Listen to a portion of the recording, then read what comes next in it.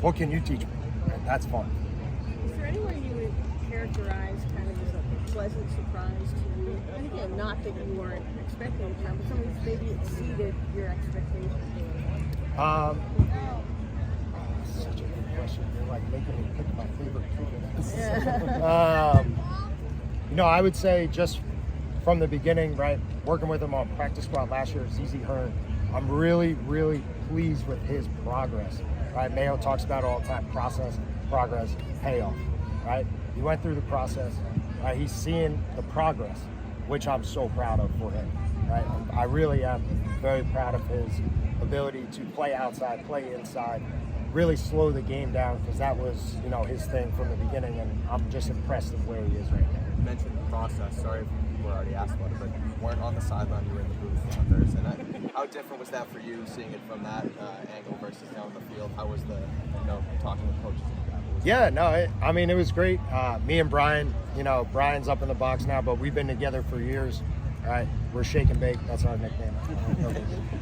But yeah, so really the difference being is Brian's in the box now. I'm just down with the guys, so we're doing the same communication. We used to have the phone right behind the bench, so the communication to the players now is really just a little bit more streamlined from that aspect of it. But the game, seeing it from the box, it's way easier to see the game from the box. And I realized how short I was when I got on the NFL sideline. So that's, going back a little bit to this offseason, you say you and Brian are like Shake and Bake. Yeah. What was your reaction to him deciding to come back and continue staying with the Patriots?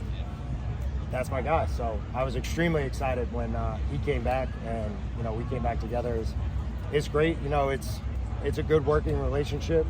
He bobs, I weave. I bob, he weaves.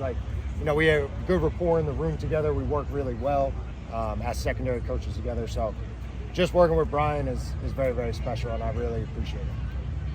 Mike, I'm sure you asked this before, but just in terms of the rotation at cornerback, sort of how's that getting settled on a day-to-day basis? Do they come in and you say, it's you today? Yes, so I talked about it before, but I'll explain again, no big deal. I basically switch it up based on the day. I wouldn't look too far into it, because sometimes I'm trying to do it based off matchups too, right? So if the receiver group's not changing, then I got to change, right? So I'll just keep moving the guys around. I don't want them going against the same guys all camp, so it's to get a little bit uncomfortability as well. I'm working with this guy, now I'm working with this guy, because that's how the season was last year, right? How many different corners did we have playing? It is what it is, yeah.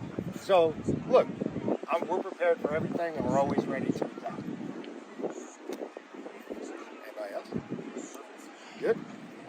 I'm kind of curious on one. Yeah, Christian Gonzalez, a player with that much physical talent, do you have to hold it maybe to a higher standard, just because obviously, in the red zone, it's so tough to defend these guys, but with all the physical talent, do you sometimes get on them a little more, or what is that kind of like? Yeah, I would say I hold everybody pretty much to the same standard that, across the board. But I'd say just in general, we talk about different things at times, like certain techniques, how he's playing things, right? I coach everybody differently, right? Everybody's treated equally, but, each guy, he's 6'2", moves like a 5'8" guy, right? So I can coach him a little differently than a 6'2" guy that's a little bit more high cut, which, it's just more conversations based off his individual play to try to critique his play, if that makes sense. Yeah.